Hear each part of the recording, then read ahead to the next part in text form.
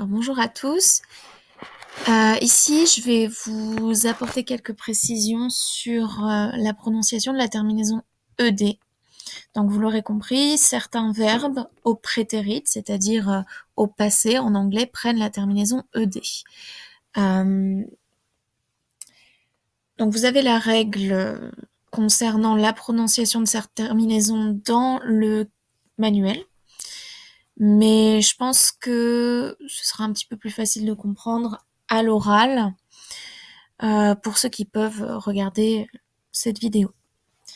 Donc, on avait vu avec la prononciation du S du pluriel ou du S de troisième personne du singulier que on avait plusieurs possibilités en fonction du type de son qui précédait la terminaison S. Et c'est la même chose ici pour ED. Donc ED peut se prononcer de trois façons différentes. Il peut se prononcer T, D et id. Et ça va dépendre du son qui précède la terminaison, donc du son qui est juste avant la terminaison.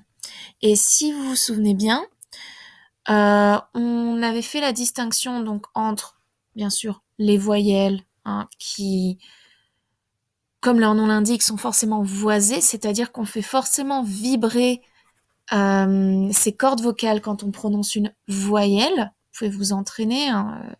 Voilà, A, mettez votre main sur votre gorge et vous vous rendrez compte que quand on prononce une voyelle, forcément, les cordes vocales vibrent. À côté de ça, on a les consonnes voisées, c'est-à-dire que ce sont certes des consonnes, mais on les prononce en faisant vibrer les cordes vocales. Donc par exemple, B, si vous prononcez B en touchant votre gorge, vous verrez que les cordes vocales vibrent.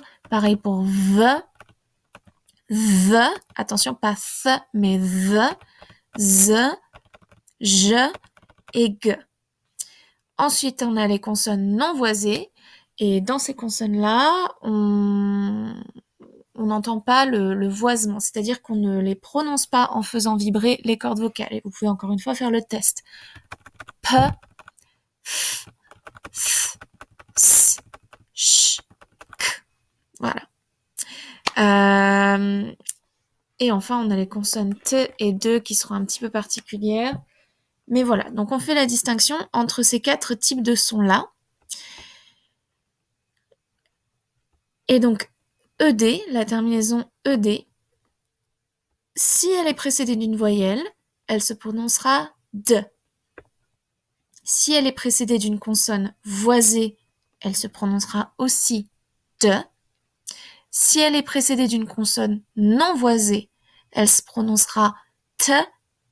Et si elle est précédée des consonnes T ou D, elle se prononcera id, tout simplement parce qu'il est très difficile de prononcer un D tout seul après un T ou après un D.